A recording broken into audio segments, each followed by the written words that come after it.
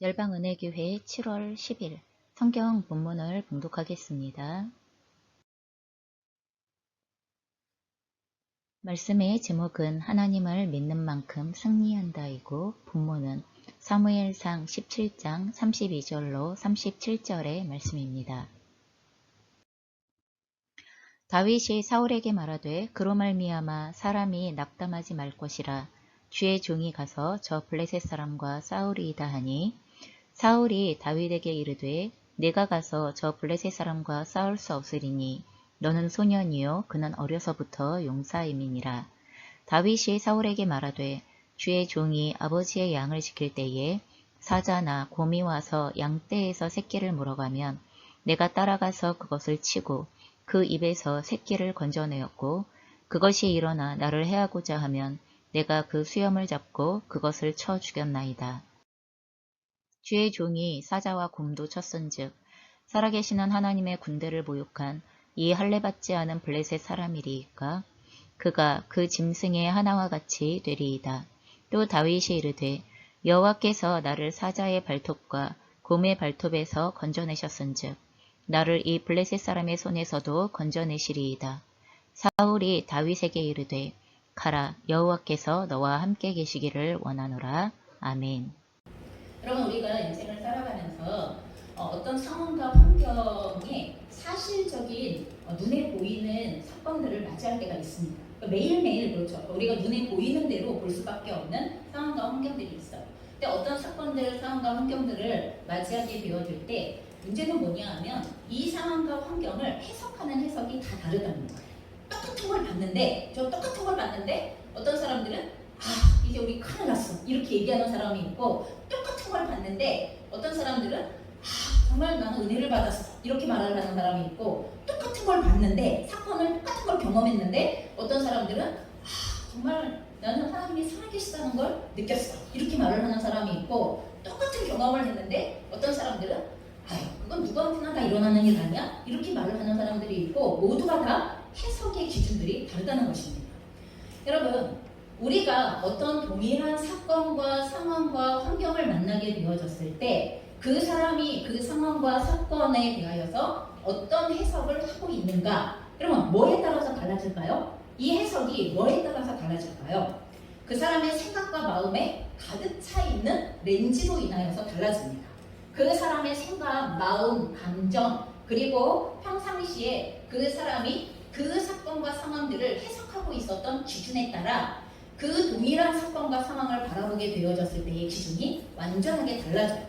그래서 분명히 어떤 사람이 하는 말을 듣고 제가 그 사건에 대하여서 이해를 했어요.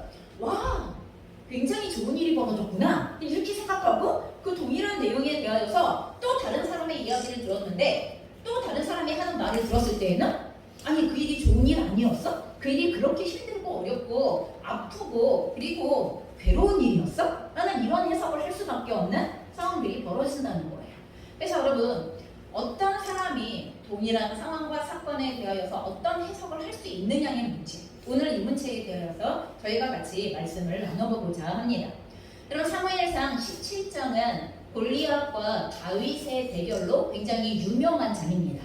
여러분들이 어렸을 때부터 주일학교를 다녔으면 몇 번이고 이 말씀을 들었던 경험들이 있을 것이고 그리고 오랫동안 교회를 다니셨을수록 이 장에 대하여 이 사무엘상 17장에 대하여서 난 너무나 잘 알아 이렇게 생각하실 수 있다는 것입니다. 하지만 정말 우리가 이 사무엘상 17장을 통하여 하나님께서 우리에게 전달하시고자 하시는 초점에 대하여 우리는 정확하게 알고 있는가 하는 것을 다시 기억해 보셨으면 좋겠습니다. 여러분 이 사무엘상 17장에는 어떤 일이 벌어졌냐 하면 블레셋은 이 사울의 시대에 그리고 또한 이 다윗의 시대에 계속하여서 이 이스라엘 백성들을 괴롭게 하고 침략하여서 어렵게 했었던 그런 이방 족속입니다. 그래서 실제로 지금 사울의 이 왕으로서의 통치가 이루어지고 있는 상황과 환경 속에서 블레셋은 다시 군대를 일으켜서 이스라엘을 침략하기 위하여서 이 진을 치고 그리고 전쟁을 도발하는 상황이 벌어지게 되어집니다. 그런데 이번 블레셋이 이스라엘을 향하여서 전쟁을 일으켰을 때 굉장히 특이한 상황이 하나가 벌어져요. 그 특이한 상황 상황은 무엇이냐 하면 그 군대 중에 거인 족속이 있다는 것입니다. 그 군대 중에 거인 족속이 있어서 이 거인 족속이 싸움을 도두는 자로 나오게 되어졌다고 그렇게 사무엘상 17장은 이야기를 합니다. 그 골리앗의 외모에 대하여 뭐라고 말하냐 하면 신장이 약 3m 정도쯤 되는 사람이다. 여러분 우리가 농구 선수 굉장히 크신 분, 그죠? 2m 한 20 정도쯤 되시는 분까지는 저희가 좀 본 적이 있잖아요. 그런데 한 3m쯤 되는 신장을 가지고 있는 분이시면 우리 하랑이가 키가 몇이지? 178? 170 정도. 그러면 170 정도면 한 3m, 하랑이의 2배까지는 아니지만 그에 가까운 그런 신장을 가지고 있는 사람이라는 것입니다. 그리고 위에 갑옷을 입었는데 갑옷의 무게가 어떻게 되어진다고 하냐 하면 55kg 정도. 여러분 55kg의 쌀 무게를 지는 것도 너무 어려워. 그런데 이 3m가 넘는 3m가 되는 이 사람은 갑옷 무게만 55kg에 해당되어지는 갑옷을 입을 수 있는, 갑옷을 입을 수 있다는 건 그걸 입고 싸움을 할 수 있는 그 정도의 체격을 갖고 있는 사람이라는 이야기를 하는 것입니다. 그래서 여러분 그 가나안 땅에는 거인 족속이 있었어요. 이스라엘 백성들이 가나안 땅에 들어가기 전에도 그 땅에는 거인 족속이 있었습니다. 그래서 그 거인 족속이 살아남은 후대의 사람 중에 한 명이라고 성경 학자들은 생각을 하고 있습니다. 근데 이 사람이 나와서 이 전쟁에서 뭐라고 말하냐 하면 사무엘상 17장 8절로부터 10절의 말씀입니다. 그가 서서 이스라엘 군대를 향하여 외쳐 이르되 너희가 어찌하여 나와서 전열을 벌였느냐. 나는 블레셋 사람이 아니며 너희는 사울의 신복이 아니냐. 너희는 한 사람을 택하여 내게로 내려보내라. 그가 나와 싸워서 나를 죽이면 우리가 너희의 종이 되겠고 만일 내가 이겨 그를 죽이면 너희가 우리의 종이 되어 우리를 섬길 것이니라. 그 블레셋 사람이 또 이르되 내가 오늘 이스라엘의 군대를 모욕하였으니 사람을 보내어 나와 더불어 싸우게 하라 한지라.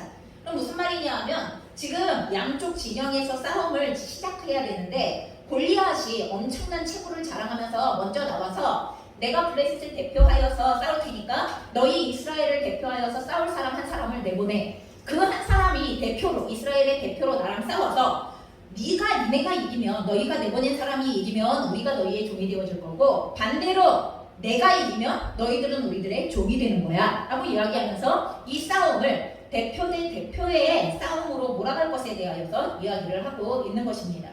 그런데 이 이야기를 듣게 되어졌을 때 사울과 그리고 이스라엘의 군대가 뭐라고 어떻게 반응했냐 하면 이렇게 이야기하고 있어요. 11절인데 사울과 온 이스라엘이 블레셋 사람의 이 말을 듣고 놀라 크게 두려워하니라. 여러분 이렇게 되어져 있습니다. 여러분 예전에 사울은 이미 블레셋과 전쟁을 해서 이겼던 경험이 있습니다. 하나님께서 그 전쟁에 앞서서 어떻게 전쟁을 해야 이길 수 있는가에 대하여 알려주셨을 뿐만 아니라 사울로 하여금 블레셋과의 전쟁에서 완전한 승리를 거두게 하셨던 그런 과정들도 있었어요. 그런데 오늘 사울과 이스라엘 백성들은 이렇게 싸움에 대하여 도발하고 있는 골리앗 앞에서 어떻게 반응하고 있다고요? 놀라 크게 두려워합니다. 이 전쟁을 치를 엄두가 나지 않는다고 얘기하고 있는 거예요. 이런 블레셋 사람들도 몇 번에 걸쳐서 사울과 이스라엘 군대에게 패했던 경험이 있어요. 그래서 사실은 함부로 블레셋 사람들이 이 이스라엘에 대하여서 싸움을 직접적으로 전면전으로 나서지 못하고 있는 거예요. 그럼에도 불구하고 사울과 이스라엘 백성들이 오늘 골리앗의 모습을 보고 나서 1대1로 어떻게 싸워지죠? 하는 것에 대하여 이미 생각과 마음이 꽉 사로잡히게 되어진 거죠. 저 사람을 어떻게 이겨? 저 거인 족속을 도대체 어떻게 이겨? 어쩌란 말이야? 하는 것에 대하여 마음이 오그라들고 그리고 마음이 위축되어진 상태가 있다는 것입니다. 자, 이런 상황에서 40일이 흘러가요. 여러분 전쟁은 안 하고 전쟁을 하기 위하여서 대결 구도에서 이쪽 산에는 블레셋, 이쪽 산에는 이스라엘, 그리고 그 골짜기에는 매일같이 골리앗이 내려와서 빨리 와, 빨리 한 사람 내보내, 빨리 와서 나랑 전쟁해, 나랑 싸워서 이기면 그렇게 하면 돼 하면서 그 결과에 대하여 이야기하면서 40일을 대치구면에 있는 거예요. 이렇게 전쟁이 오래 끌고 가는 상황이 되어지자 이 전쟁에 다윗의 형들이 참여하고 있었어요. 다윗의 형들이 성인이 되어진 3명의 형들이 함께 참여하고 있었는데 다윗의 아버지가 마음이 이제 급해진 거예요. 어떻게? 형들이 무사한가? 나의 아들들이 무사한가? 이것에 대하여서 보게 하기 위하여, 알아보게 하기 위하여서 다윗을 전쟁터로 보내게 되어져요. 먹을 것을 싸서 보내면서 형이 무사한지 알아보고 와. 형이 무사하다는 증거를 가지고 와. 하는 것에 대하여서 다윗을 전쟁터에 보내게 되어진 거예요. 여러분 지금 3명의 아들이 전쟁에 참여하고 있다는 말은 전쟁에 나갈 수 있는 아들들이 8명 중에서 3명만 전쟁에 나갈 수 있다는 거예요. 그 나머지 아들들은 아직 성장하지 않았고 아직은 전쟁에 내보낼 수 있을 만큼의 어른이 아니라는 거죠. 그랬을 때 그 이 세의 가장 막내 아들이었던 8번째 아들이었던 다윗은 굉장히 소년이었다고 그렇게 이야기를 하고 있습니다. 자, 그래서 이 40일이 대치되어지는 상황에서 다윗은 아버지의 심부름을 가지고서 지금 이 전쟁터 한복판에 나타나게 되어져요. 그리고 나서 다윗은 신기한 일을 목격하게 되어져요. 다윗의 입장에서 너무 신기한 일이에요. 어떤 일? 40일 동안 계속 반복됐던 바로 그 일. 골리앗이 오늘도 변함없이 전쟁에 대하여 도발하며 이스라엘 군대들을 쿡쿡쿡쿡 찌르고 있는 거예요. 빨리 나와. 나를 이겨야지. 내가 이렇게까지 너희들을 모욕하는데 너희들은 아무도 안 나와? 그럼 이렇게 이야기하면서 전쟁에 대하여 도발하고 있는 상황을 보게 되어지는데 여기서 다시 한번 다윗이 보았던 이스라엘의 모습에 대하여 이렇게 기록하고 있어요. 이스라엘 모든 사람이 그 사람을 보고 골리앗이죠. 골리앗을 보고 심히 두려워하여 그 앞에서 도망하며 누구도 그 전쟁에 나가려고 하지 않고 있는 상태가 계속 벌어지고 나가려고 하지 않을 뿐만 아니라 뒤로 슬금슬금 빼고 있는 상황이 벌어지고 있다는 것을 다윗은 목격하게 되어집니다. 그랬을 때 다윗이 물어봅니다. 왜 가만히 계십니까? 하는 것에 대하여 물어보고 그 전쟁에 나가지 않는 이스라엘 백성들에 대하여 신기하게 여기면서 무엇을 물어봅니까? 골리앗을 이기는 사람에게 왕은 어떤 약속을 했습니까? 라는 것에 대하여 물어봐요. 왜요? 아무도 나가지 않으려고 하니까 사울 왕이 약속을 걸어. 본인도 못 나가고 군인들도 아무도 나가지 않으니까 약속을 거는데 약속의 내용이 뭐예요? 저기 나가서 승리하는 사람에게는 어떻게 한다고요? 많은 재물을 줄 것이고 왕의 사위, 그러니까 왕의 딸을 주어서 왕의 사위를 삼을 것이고 그리고 그 사위가 되어진 그 사람의 아버지의 집, 그러니까 그 아버지의 집에 모든 세금을 면제해주는 이런 일들을 벌이게 되어질 것이라고 보상에 대한 부분들을 왕이 약속했다는 것을 언급하게 되어집니다. 이러한 이야기를 다시 한번 다윗이 듣는 과정 가운데에서 골리앗은 다시 한번 도발을 하게 되어지고 그 도발을 들은 다윗이 이렇게 말하게 되어집니다. 이 할례받지 않은 블레셋 사람이 누구이기에 살아계시는 하나님의 군대를 모욕하겠는가 하고 다윗은 말하게 되었습니다. 여러분 지금 아까도 얘기했습니다. 이스라엘의 군대는 블레셋과 전쟁에서 이긴 전적이 있습니다. 그리고 블레셋의 군대 역시도 이스라엘의 군대에 대하여서 쉽게 덤비지 못하는 상황 가운데 놓여져 있습니다. 그럼에도 불구하고 여러분 왜 이 전쟁이 40일이나 계속하여서 이러지도 저러지도 못하는 상태가 지속되어지고 있는 것입니까? 여러분 사울과 이스라엘 백성들은 그 이전에 하나님께서 앞서 도우시고 함께 하셨던 능력으로 블레셋을 승리하였던 경험들에 대하여 다 어디다 갖다가 팔아먹은 것입니까? 오늘 이 상황에 대하여서 다윗이 언급하고 있는 내용, 이 할례받지 않은 블레셋 사람, 이방민족이라는 이야기입니다. 하나님께 선택받은 민족이 아니라는 이야기가 이 할례받지 못한 민족이라는 개념 가운데 포함되어져 있고 이스라엘 백성들이 감히 하나님의 백성으로서 선택받지 못한 사람들과 감히 비교할 수 없는 이 상황 가운데에서 어떻게 이 전쟁이 계속 이 상태를 유지하고 있을까 다윗은 이해할 수 없는 상황 가운데 놓여져 있다는 것입니다. 그래서 이렇게 골리앗의 도발에 대하여서 도대체 이 할례받지 않은 블레셋 사람이 누구기에 살아계신 하나님의 군대를 모욕합니까? 라고 응대하고 있는 다윗의 이야기가 사울에게 전달되어집니다. 그래서 사울 왕은 다윗을 불러서 물어보게 되어지는 거죠. 사울과 다윗이 독대하는 과정 가운데에서 다윗은 사울에게 이렇게 말합니다. 그 골리앗으로 말미암아 사람이 낙담하지 말 것이라 주의 종이 가서 저 블레셋 사람과 싸우리이다 라고 이야기하면서 다윗이 이 전쟁에서 내가 가서 그 사람이랑 싸우겠습니다. 아무도 싸우지 않습니까? 그렇다면 내가 가서 싸우겠습니다. 싸울 수 있게 해주십시오 라고 사울에게 요청하는 것입니다. 저 골리앗 사람으로 인하여서 우리가 난망하고 그리고 불안해할 이유가 없습니다 라고 아주 평온하게 그리고 너무나 당연하게 지금 다윗이 이야기를 하고 있는 것입니다. 그러자 33절 사울이 네가 가서 저 블레셋 사람과 싸울 수 없으리니 너는 소년이요 그는 어려서부터 용사임이니라. 여러분 어려서부터 골리앗은 싸움에 능한 자로 키워져 왔고 그리고 전쟁에서 이기고 승리하는 자로 키워져 왔다는 것을 이야기를 하고 있는 것입니다.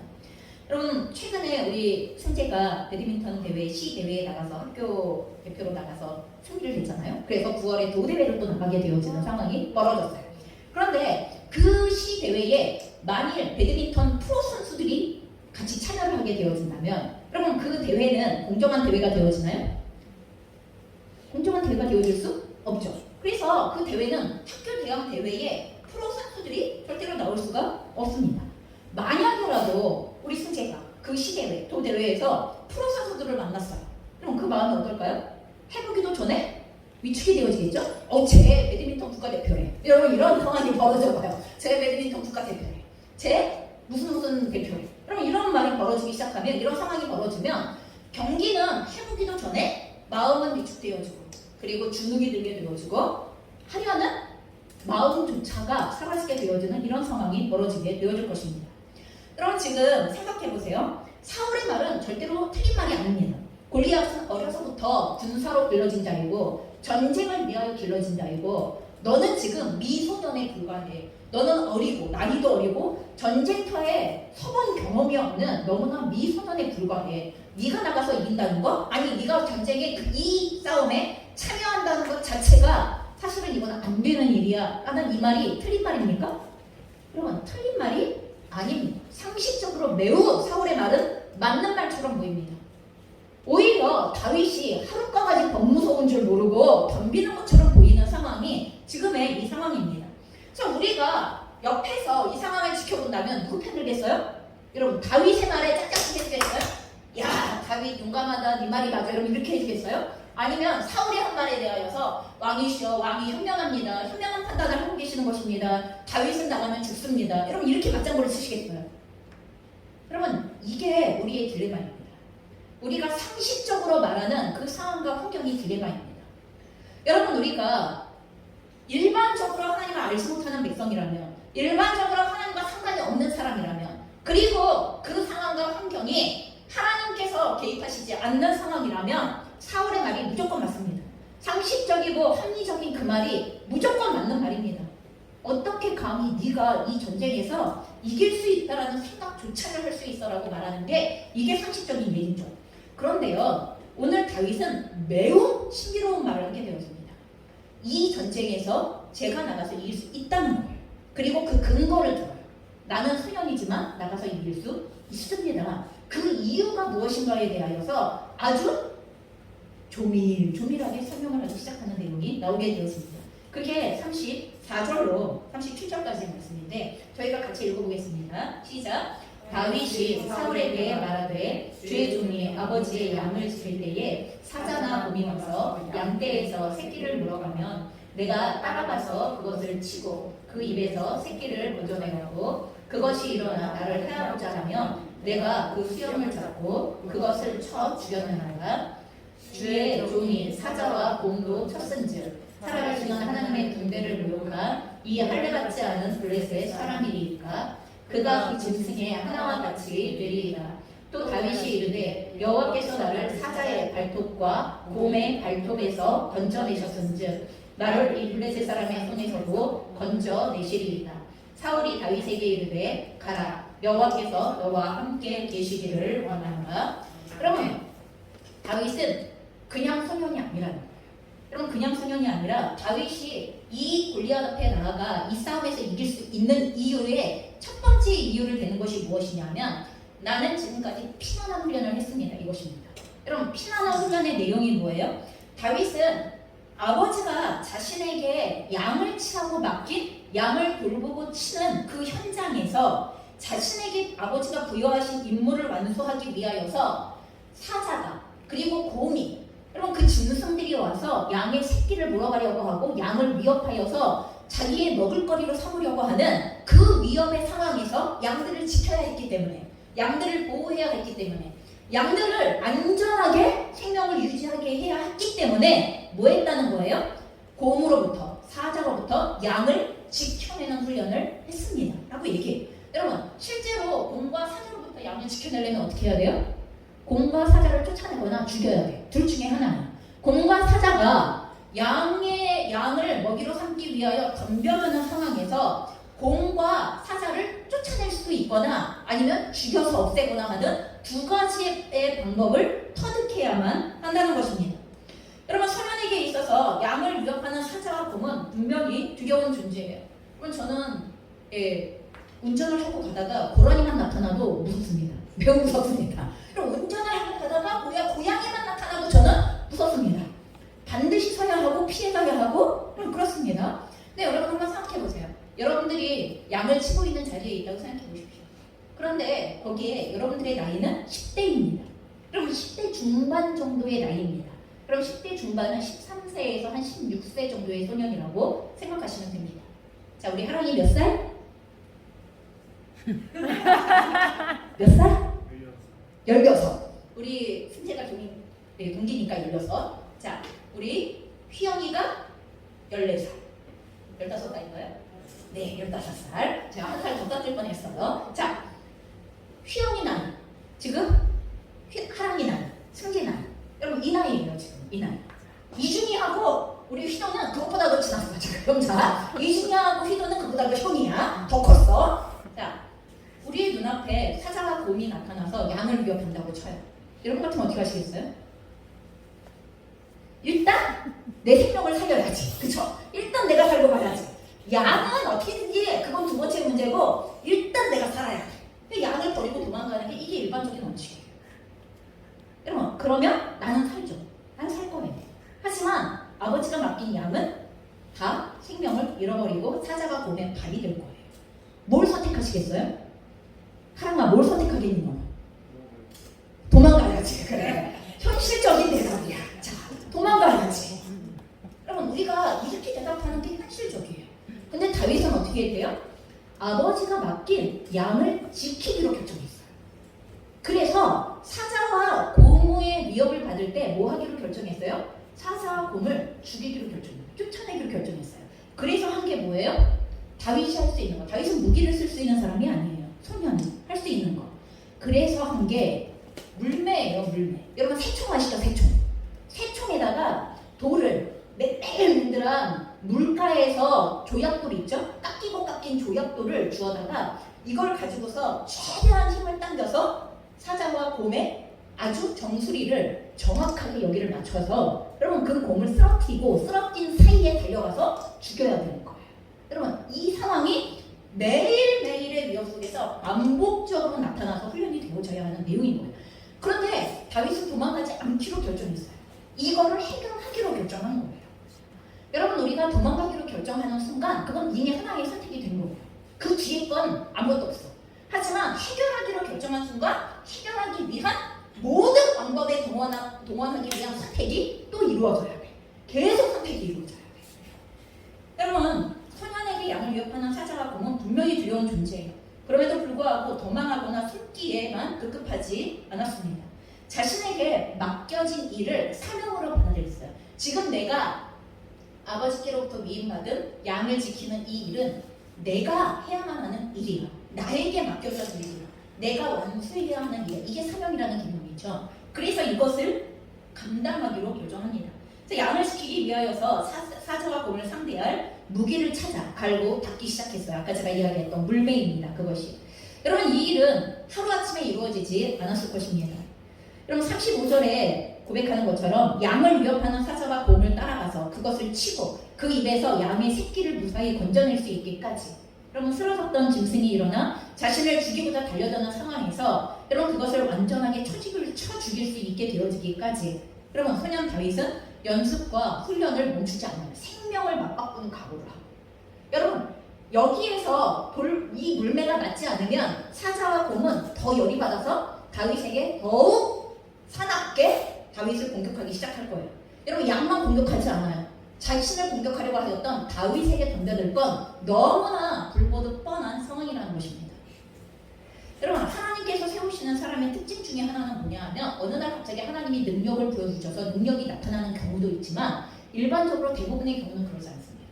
하나님께서 준비시키시는 사람들의 특징은 무엇이냐 하면 하나님께서 그의 인생의 날들 중에서 허락하셨던 굉장히 지극히 보잘것없는 것처럼 여겨지고 의미가 없는 것처럼 여겨졌던 작은 것에 대하여서 신실하고 충성했었던 사람들이라는 것을 기억하셔야만 합니다. 여러분, 작은 것에 충성하는 과정을 통하여서 그 사람의 능력, 그 사람의 재능, 그 사람의 은사는 갈고 닦여지게 되어지는 과정이 반드시 있게 됩니다. 여러분, 그래서 이 과정을 통과하는 것을 통하여서만 이기는 법을 터득할 수가 있는 것입니다. 여러분, 이기는 것도 습관입니다. 자꾸 도망가고 피하고 회피하고 패배하고 중간에 멈추는 것, 이것도 습관입니다. 그걸 자꾸 선택하는 사람은 절대로 이기는 법을 터득할 수 없습니다.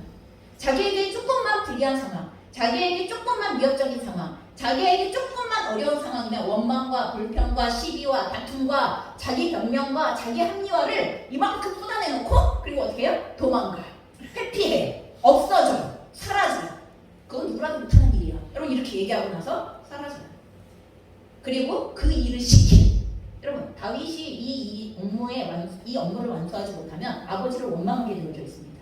아버지는 나에게 그런 일을 시키셔서, 아버지는 이렇게 어리고도 어린 나에게 이렇게 어려운 일을 시키셔서 나를 힘들게 하는 거고, 여러분, 이렇게 되어집니다. 어느 쪽에 선택을 하느냐에 따라 그 사람의 신실함과 충성되어진 성품과 함께 능력과 은사가 개발되어질 수 있는 반면, 또 한편으로는 오히려 원망과 불평과 시비와 다툼과 자기 변명과 자기 합리화와 그리고 자기에게 그 기회를 주었던 사람을 원수로 여기게 되어지는, 여러분, 이런 상황이 벌어진다는 것입니다. 여러분, 그러니 지금 우리에게 주어진 생활의 현장에 우리는 어떻게 승리하는 법을 배워가고 있는가? 우리는 어떻게 이 상황에서 도피하지 않고, 그럼 공부하는 거 힘들죠? 힘듭니다. 그래서 엉덩이로 하는 거라고, 공부는 엉덩이로 하는 거라고 모든 공부를 하시는 분들은 얘기합니다. 공부는 엉덩이로 하는 겁니다. 여러분, 머리가 좋아야 된다? 예, 물론 필요합니다. 머리가 좋아야 하는 거 필요하지만 한국인의 IQ는 전 세계에서 최고입니다. 여러분 아시죠? 한국인의 평균 IQ는 전 세계에서 세 자리 숫자를 평균적으로 가지고 있는 나라는 우리나라밖에 없어요. 정말 놀라운 머리를 가지고 있는 나라예요. 그런데 신실하느냐? 여러분, 신실하느냐? 이 문제. 오늘 나에게 주어진 상황에서 그 문제를 타개하기 위하여서, 그 문제를 해결하기 위하여서 여러분들의 머리, 여러분들의 성품을 사용하고 있는가 하는 것에 대하여 우리는 다시 한번 고민해 보셔야 합니다. 어느 날 갑자기 훌륭한 사람이 하늘에서 툭 떨어지는 게 아니라 훌륭한 사람, 그리고 하나님께서 사용하시는 사람은 이 과정을 철저하게 밟아나가는 겁니다. 승재야, 배드민턴 연습하지 않는데 경기에서 승리가 가능하니? 네 생각으로 가능할 거 아니? 배드민턴 연습을 안 해도 경기에 나가면 이길 거 아니? 그치? 우리 다 알아요. 그거 안 하면 안 된다는 거. 누가 그러더라고요. 뭘 질문했는데 굉장히 성격적인 답변을 하니까, 아니 그건 누구나 다 아는 얘기고요, 이렇게 얘기를 했어요. 그래, 누구나 다 아는 얘기를 그걸 안 해서 실패를 하는 거고, 누구나 다 아는, 몰라서 안 하는 게 아니에요. 아는데 다 아는데 안 하는 거예요. 다 아는데 하는 사람과 다 아는 그거를 안 하는 사람과 이 차이가 있을 뿐이에요. 오늘 다윗은 하기로 결정해요. 그리고 해내요. 여러분, 그래서 다윗이 승리의 비결로 이야기하는 첫 번째는 나는 피나는 훈련을 했습니다. 사자와 곰의 입으로부터 양의 새끼의 생명을 지켜내기 위하여, 그것을 빼앗기지 않기 위하여, 임무를 완수하기 위하여 나는 피나는 훈련을 했습니다. 다윗은 자기가 어느 만큼 훈련이 되어져 있는지 알아요. 여러분, 내가 어느 정도의 실력을 갖고 있는지 연습을 해본 사람은 정확하게 알아요. 여러분, 착각하지 않습니다. 여러분, A, B 정도의 연습의 양을 갖고 있고 실력을 갖고 있는 사람이 이만큼의 훈련을 한 것처럼 이렇게 착각하지 않아요. 절대로 내가 그 정도 수준이 안 된다는 걸 알아요. 그런데 골리앗을 보는 순간 다윗은 이길 수 있다고 생각한 거예요. 왜요? 그렇게 빨리 움직이는 곰과 사자를 여러분 이 물매로 돌려 맞힐 정도의 실력이면 여러분 그 거대한 골리앗의 미간을 맞추는 것 정도는 아무것도 아니라고 생각한 거예요. 그럼 그렇기 때문에 피나는 훈련. 두 번째 승리의 원인을 뭐라고 말합니까? 그럼에도 불구하고 내가 아무리 피나는 연습을 했어도 하나님이 도우시지 않으셨으면 이길 수 없었다는 거예요. 하나님의 도우심이 있었다는 두 번째 이야기를 합니다. 그럼 다윗이 사자와 곰의 위협에서 양을 지키기 위하여 피나는 훈련을 했다 하더라도 하나님께서 도와주시는 은혜가 없었다면 다윗은 결코 실패를 딛고 일어나서 승리하는 법을 터득하지 못했을 겁니다. 여러분 다윗이 이 물매에 던져서 곰과 사자를 쳐 죽이기까지 아니면 쫓아내기까지 한 번에 성공했을까요? 그럴 리가 없어요. 실패의 실패를 거듭하면서 그 위기를 극복하면서 이 과정들을 성공했을 것입니다. 다윗은 자신이 경험한 승리가 자신의 피나는 훈련이 이유이겠지만 1차적으로 그게 있겠지만 그것이 전부라고 말하지 않는다는 거예요. 그렇게 할 수 있도록 하나님께서 도우셨음을 고백해요. 그래서 오늘 37절에 보면 여호와께서 나를 사자의 발톱과 곰의 발톱에서 건져내셨습니다. 이게 승리의 결과에 대한 해석이에요. 내가 피나는 훈련을 했습니다. 더불어 하나님께서 그 훈련을 진보가 있게 하셨고 그리고 그 훈련에 하나님의 도우심의 결과를 주셨습니다. 하나님께서 거기로부터 나를 건져내신 겁니다. 이 전쟁에 하나님께서 주권자로 역사하신 겁니다. 하는 것에 대한 정확한 고백이 있다는 것입니다. 그러니 나를 이 블레셋 사람의 손에서도 하나님은 반드시 건져낼 겁니다. 여러분 경험되어진 것만큼 중요한 여러분 자신 안에 확신은 없어요. 자신이 하나님의 도우심을 통하여 승리했던 경험이 매일매일 쌓였기 때문에 다윗은 이 고백할 수 있는 거고 다윗은 골리앗을 크게 보지 않을 수 있는 거고 그리고 다윗을 두려운 존재로만 두렵죠. 하지만 두려운 존재로만 보지 않을 수 있는 이유가 여기에 있는 것입니다. 여러분 이 고백을 통하여서 다윗은 아버지가 자신에게 양을 맡기고 지키게 한 일이 결국은 하나님께서 자신에게 맡기셨던 일이라는 것을 받아들이는 거예요. 나의 아버지를 누가 세우셨어요? 하나님께서 주셨어요. 그리고 아버지에게가 나에게 맡기신 그 일은 하나님께서 아버지를 통하여서 나에게 맡기신 일이라고 생각하는 거예요. 하나님께서 맡기신 일을 해내는 데에 하나님은 반드시 도우시는 분이시라는 것에 대한 믿음을 갖고 있는 거예요. 다윗은 하나님께서 주신 사명을 감당할 때 하나님께서 반드시 도우시고 함께 하시는 분이시라는 확신을 경험했어요. 오랜 시간 이 양을 치는 과정을 통하여서 말입니다. 그래서 이와 같은 승리의 근거 두 가지를 들어서 저는 이 전쟁에서 반드시 이길 수 있습니다. 라고 다윗은 제가 가면 혹시라도 이길지 몰라요. 아니에요. 절대. 한 번도 다윗은 제가 나가면 혹시라도 이길 수 있을지 몰라 이런 마음으로 얘기한 거 아닙니다. 반드시 이길 거라는 거에 대한 확신을 가지고 이야기를 하고 있는 것입니다. 자, 그러자 사울은 나가서 싸우라고 그 얘기를 듣고 나서 사울은 허락합니다. 네 말대로라면 이 전쟁에서 승리할 수 있을 것이라고 사울은 그 용기에 격려를 더해주기 시작하는 것입니다. 그러면서 사울이 해줄 수 있는 것, 내 갑옷 입고 나가 이거예요. 내 무기를 가지고 내 갑옷 입고 나가. 그럼 이렇게 최고의 상처를 베풀어주기 위하여 애를 씁니다. 하지만 다윗은 그거 착장해보고 나니까 한 번도 입어본 적이 없거든요. 사울의 체구와 다윗의 체구는 비교할 수 없거든요. 그거 입는 게 오히려 더 불편해. 입는 게 더 방해가 돼. 여러분 그래서 어떻게 해요? 사울의 무기와 갑옷을 내려놓고 자기의 무기를 가지고 나가게 되었습니다. 여러분 다윗의 자기의 무기 무엇입니까? 사무엘상 17장 40절에 이렇게 기록되어져 있습니다. 손에 막대기를 가지고 시내에서 매끄러운 돌 5을 골라서 자기 목자의 재우 평상시에도 곰과 사자를 쫓아내기 위하여 들고 다녔던 자기 무기예요. 자기 무기를 넣는 주머니예요. 거기다가 돌을 5개 챙겨 넣고 그리고 물매 들고 새총이죠. 물매 들고 그리고 손에 그 양을 치던 막대기 들고 그러고 나서 골리앗 앞에 나갔다고 이야기를 하고 있는 것입니다. 여러분 하나님께서 우리를 세우시는 전쟁의 날 자신이 사용할 수 있는 무기는 여러분 다윗처럼 우리의 일상의 삶에서 갈고 닦았던 자기의 무기여야 합니다. 여러분 절대로 다른 사람의 무기로 승리할 수 없습니다. 절대로 누가 이렇게 했더니 승리했대. 여러분 그렇게 해서 승리할 수 없습니다. 누가 그거 가지고 갔더니 승리했대. 여러분 이렇게 승리하지 않는다는 것입니다. 여러분들이 갈고 닦은 무기가 뭐냐는 거예요. 하나님께서 여러분의 일상의 삶을 이미 허락하셨는데 그 삶 속에서 갈고 닦게 만들었던 그 무기가 뭐냐는 거예요. 여러분 자기의 무기가 뭔지 아셔야 해요. 내가 하나님께 사용받게 되어질 그리고 하나님께서 전쟁의 날 나를 세우실 때 내가 들고 나가게 되어질 무기가 무엇인가에 대하여 여러분 그것을 찾으셔야 되고 그것을 갈고 닦으시는 훈련을 반드시 피나는 훈련을 하셔야만 한다는 것을 이야기를 하고 있는 것입니다. 여러분 다윗은 사자와 곰을 제어하고 방어하며 쫓아내고 거꾸로 때리기 위하여서 갈고 닦았던 자기의 무기인 막대기 또한 매끄러운 돌 5개를 주머니에 넣고 그것을 던질 수 있는 물매를 손에 들고 골리앗 앞에 나아갑니다. 하나님께서는 우리에게 허락하신 상황과 환경 속에서 우리가 갈고 닦아야 할 무게가 무엇인지 알게 하십니다.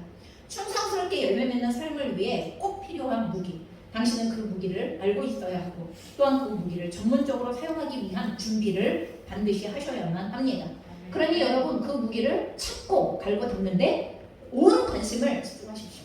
여러분 그건 하늘에서 뚝 떨어지는 거 아니고요. 이미 나에게 주신 좋은 것들이 있습니다.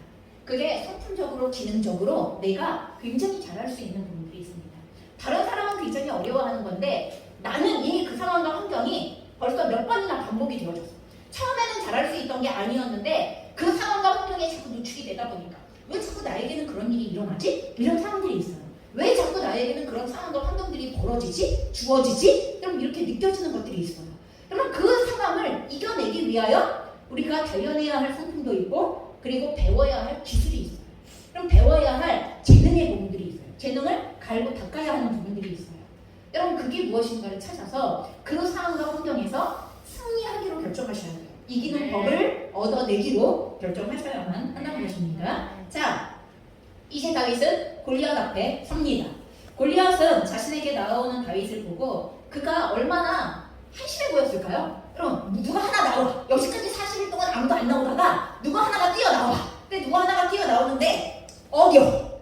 너무나 피부에 피도 안 마른 애송이 같은 그런 소년 하나가 뛰어나와요. 그러니 얼마나 황당했겠어요. 골리앗도 황당했을 거예요. 도대체 이건 뭔 상황인지. 그럼 그래서 업신여겼다라고 이렇게 기록되어져 있습니다. 그러면서 자신이 섬기는 신의 이름으로 골리앗이 섬기는 신의 이름으로 다윗을 저주하고 다윗을 죽여 그 시체를 짐승들의 먹이로 주겠다고 위협한 거죠. 그럼 위협만으로도 쫓겨날 거라고 생각한 거예요. 이런 위협만으로도 저 소녀는 견딜 수 없을 거야. 그 무게를 견딜 수 없을 거야. 이렇게 생각한 거죠. 그럼 그럴 때 다윗은 그 위협 앞에 이렇게 말하기 시작합니다. 17장 45절부터 47절의 말씀입니다. 저희가 함께 45절, 46절, 47절 말씀 같이 봉독하겠습니다. 너는 칼과 창과 단창으로 내게 나아오거니와 나는 만군의 여호와의 이름 곧 네가 모욕하는 이스라엘 군대의 하나님의 이름으로 내게 나아간다. 오늘 여호와께서 너를 내 손에 넘기시리니 내가 너를 쳐서 내 목을 베고 블레셋 군대의 시체를 오늘 공중에 세워 땅의 들짐승에게 주어 온 땅으로 이스라엘에 하나님이 계신 줄 알게 하겠고 또 여호와의 구원하시니 칼과 창에 있지 아니함을 이 무리에 대해 알게 하리라. 전쟁은 여호와께 속한 것인즉 그가 너희를 우리 손에 넘기시리라. 아멘. 여러분 다윗은 골리앗이 이스라엘 군대를 모욕하는 것을 작은 일로 여기지 않았어요. 40일 동안 온 이스라엘 군대와 사울은 그 모욕을 다 듣고 있었어요. 아니 니네가 섬기는 신 하나님은 죽으셨냐? 왜 너희에게 힘을 안 주신다냐? 왜 너희는 왜 나오지 못하냐? 이런 이 소리를 40일 동안이나 듣고 있었다고요. 그런데 그 소리를 처음 들은 다윗은 그 소리를 결코 참지 않았습니다. 하나님을 모욕하는 골리앗의 목소리를 그 외침을 결코 그냥 참고 지나가지 않았다는 거예요. 여러분 그것은 이스라엘의 주인이며 왕이신 하나님을 모욕하는 것과 똑같은 말이었기 때문에 하나님이 모욕을 받고 계시다는 것에 대하여 다윗은 직감적으로 알 수가 있었습니다. 여러분 우리가 일반적인 사람들의 싸움에 있어서도 절대로 하지 말아야 할 싸움의 원칙이 있어요. 그럼 그 싸움의 원칙이 뭐냐 하면 적어도 가족, 다시 말해서 자기에게 가장 소중한 사람이나 소중한 존재를 건드리면 안 돼요. 여러분 우리가 싸움을 하다가 여러분 신경질이 나면 뭐라고 이야기해요? 가족을 건드려서 니네 아빠가 그거밖에 안 돼서 니네 엄마가 그렇게 가르쳤냐? 뭐 이렇게 얘기하기 시작하는 모습들이 나오기 시작해요. 여러분 절대로 하면 안 되는 싸움 중에 하나이죠. 그러면 나에 대하여 욕하는 건 참을 수 있어. 그런데 내가 가장 소중하게 여기는 가족에 대하여 혹은 가장 소중하게 생각하는 그 누군가에 대하여 걸고 넘어지는 건 절대로 참을 수 없죠. 여러분 지금 적어도 다윗에게 있어서 하나님은 어떤 존재예요? 아까 얘기했잖아. 양을 치면서의 경험했던 하나님은 다윗의 전부예요. 여러분 양을 치는 그 모든 과정들을 통하여 다윗이 경험한 하나님은 다윗에게 있어서 최고의 아버지이고 그리고 또한 목자예요. 여러분 자신이 양들의 목자인 것처럼 하나님은 다윗에게 목자예요. 우리가 시편 23편에서 고백하고 있는 내용과 동일한 거예요. 얼마나 하나님을 실제적인 분이며 그리고 또한 공경을 받으셔야 할 분이고 영광과 존귀가 넘치는 분이시고 그리고 또한 많은 사람들로부터 경외함을 받으셔야 하는 분이라는 것을 다윗은 너무나도 잘 알고 있는 것입니다. 양을 치고 지키는 과정을 통하여서 다윗은 하나님이 어떤 분인지 너무 실제적으로 알게 되어진 것입니다. 내가 양을 지키기에 생명을 걸고서 여러분 그 피나는 훈련을 해서 이 양의 새끼를 그리고 양들을 지켜내기 위하여 애썼던 것처럼 하나님이 나를 지키시기 위하여서 생명을 맞바꾸시기를 망설이지 않을 거라는 것을 다윗은 자기의 삶을 통하여 경험한 거예요. 하나님이 자기의 삶 가운데에 허락하신 사건들을 통하여서 경험하고 있는 것입니다. 여러분 또한 모든 힘과 능력을 부어주시는 하나님, 자신이 양들의 모든 것을 지키고 이끄는 것처럼 나를 지키고 이끄시는 분이시라는 것에 대한 확신, 내가 양들을 안전하고 풍성하게 하기 위하여서 전전긍긍하는 것 이상으로 하나님은 나의 삶을 안전하고 풍성하게 채워주시기에 부족함이 없는 분이라는 것에 대한 하나님의 어떤 분이신가를 어디서 배웠어요? 양을 치면서 배웠어요. 다윗은 자기에게 맡겼던 양을 치는 과정을 통하여서 하나님의 마음을, 하나님의 능력을, 하나님의 성품을, 하나님의 나를 향한 태도를, 하나님의 존재를 하나하나씩 실제적으로 경험해가는 과정을 걸치게 되어졌던 것입니다. 그런데 오늘 골리앗은 지금 그런 하나님의 이름을 모욕하고 있는 거예요. 다윗에게 전부이고 실제가 되어지는 그 하나님의 이름을 모욕하고 있는 것입니다. 그러니 다윗은 참지 않습니다. 절대로 여기에서 참을 수 없습니다. 그래서 다윗은 하나님의 능력을 힘입고 다윗이 알고 있었던 하나님의 능력을 의지함으로 골리앗 앞에 나아가며 말합니다. 하나님은 만군의 여호와다.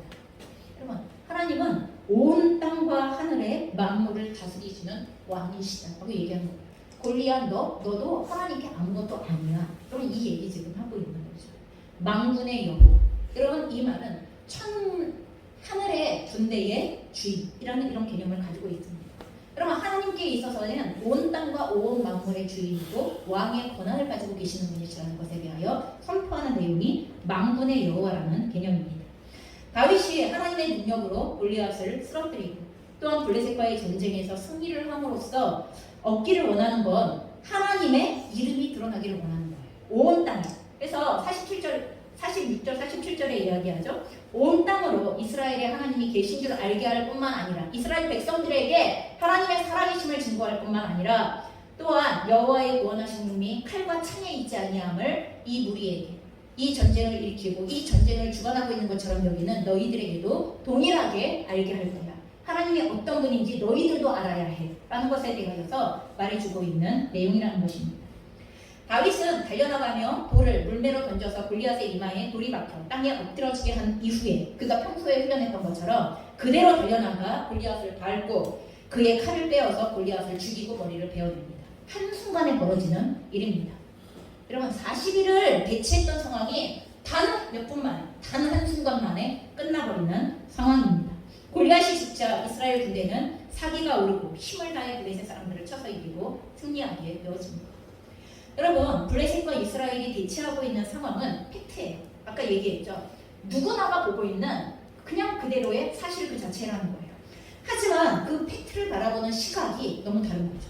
사울과 이스라엘 백성들은 골리앗에 집중하여서 무섭고 두려워서 도망하고 골리앗의 도발에 끌려다니면서 아무것도 할 수 없다는 해석. 우리는 어쩔 수 없어. 우리는 이 전쟁에서 어쩔 수 없어라는 게 해석이에요. 그런데 전쟁에 들어서서 동일한 팩트를 대면한 다윗의 해석은 완전히 다릅니다.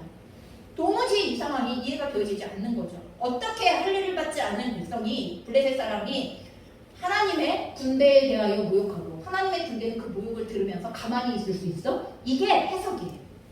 그러면 어떤 해석을 가지게 되어지느냐? 하나님께로부터 오는 해석을 가지게 되어지느냐? 아니면 상황과 환경을 근거로 한 해석을 가지게 되어지느냐? 내 눈에 보기에 상식적이고 합리적인 해석을 가지게 되어지느냐? 아니면 내가 여기에 대입하고 계시는 하나님의 관점에서의 해석을 가지게 되어지느냐? 여러분 이 부분이 나누어지게 되는 것입니다. 사울과 이스라엘 백성들의 눈과 마음에는 골리앗을 중심에 둔 해석이 가득했고 다윗의 눈과 마음에는 함께 하시며 다스리시는 하나님을 아는 지식과 믿음이 가득했습니다. 여러분 그래서 다니엘서에 말합니다. 하나님을 아는 백성은 담대하고 용맹을 받았다. 여러분, 하나님을 아는 백성은 담대하고 용맹을 바라는 이유는 그의 생각과 마음과 그의 눈이 하나님으로 가득 차 있기 때문에, 하나님이 어떤 분인지를 알고 믿는 믿음으로 가득 차 있기 때문에 그 상황을 바라보는 해석이 완전히 달라질 수밖에 없다는 것입니다. 여러분, 우리의 생활 속에는 크고 거대하며 또한 위대하고 힘있게 보이는 것이 자주 나타납니다.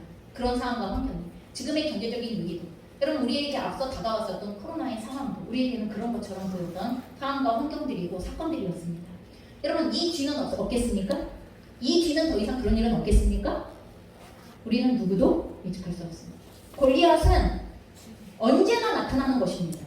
하나님의 백성을 위협하는, 하나님의 백성들이 승리를, 마지막 최후 승리를 얻기까지, 하나님의 영원한 나라에 들어가기까지 골리앗은 매일매일 우리의 삶에 나타나는 우리의 대적이 되어줄 것입니다. 우리의 마음을 오그라들게 만들고 두렵고 떨게 만들 것이고 불안하여 미칠 것 같이 느껴지게 하는 그런 상황이나 환경, 그런 사건이나 사람을 우리는 매일매일 우리의 삶에서 대면하게 되어줄 거예요. 그게 팩트예요. 우리의 인생에 그런 일들이 계속 일어나게 되어줄 겁니다. 팩트입니다. 하지만 여러분이 누구십니까? 여러분이 누구이신지를 아셔야 됩니다. 여러분은 만군의 하나님의 자녀가 아닙니까? 여러분은 하나님의 군대가 아닙니까? 하나님의 함께 하시며 하나님께서 도우시며 하나님께서 여러분의 삶을 다스리시며 왕으로서 역사하시는 하나님의 자녀요, 하나님의 군대가 아닙니까? 여러분이 누구이신가에 대하여서 알고 믿으셔야 합니다. 여러분을 여러분 되게 하시는 하나님이 누구신가에 대하여 알고 믿으셔야만 한다는 것입니다. 나는 지금 만군의 하나님과 함께 있는 자가 아닌가라는 것을 기억하셔야만 합니다. 여러분, 일상의 작은 어려움과 그리고 또한 문제들 속에서 우리는 하나님의 살아계심과 그리고 그 하나님의 능력과 그 하나님의 도우시는 역사와 그 하나님의 성품과 그 하나님의 권세를 여러분 매일매일 경험하는 과정들을 통하여서 하나님을 알아가고 하나님을 신뢰하는 법을 어디에서 훈련해야 돼요? 양을 칠 때 훈련해야 돼요. 양을 치는 일상에서 훈련해야 돼요.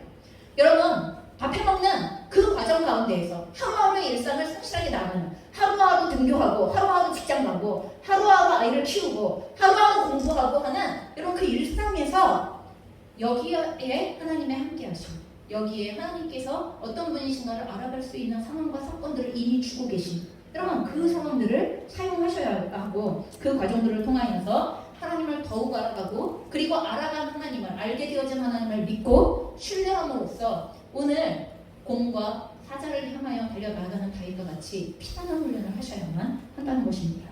승리는 결국 하늘에서 그냥 주어지는 것이 아닙니다. 당신과 함께 하시는 하나님을 날마다 제대로 알기 위하여서 애쓰십시오. 그리고 알게 되어진 대로 믿으십시오. 그리고 순종하십시오. 여러분, 아까 다윗이 이기기로 결정하신 것처럼 피하지 마십시오. 아니 어떻게 하다 보면 되겠지. 안 됩니다. 어떻게 하다 보면 절대 안 됩니다. 하기로 결정하셔야 됩니다. 하나님이 우리를 승리하게 하시기 위하여서 허락하신 상황과 환경에 무엇이 승리의 열매인가에 대하여 보셔야 하고 그걸 해내기로 결정하셔야 하는 과정이 반드시 필요합니다. 그리고 하나님은 그 사람들과 함께 하십니다. 여러분, 그걸 하기로 하는 사람들과 함께 하십니다. 그리고 알게 되어진 대로 믿고 순종할 때 여러분 반드시 우리는 승리의 원리를 터득하게 되어줄 것입니다.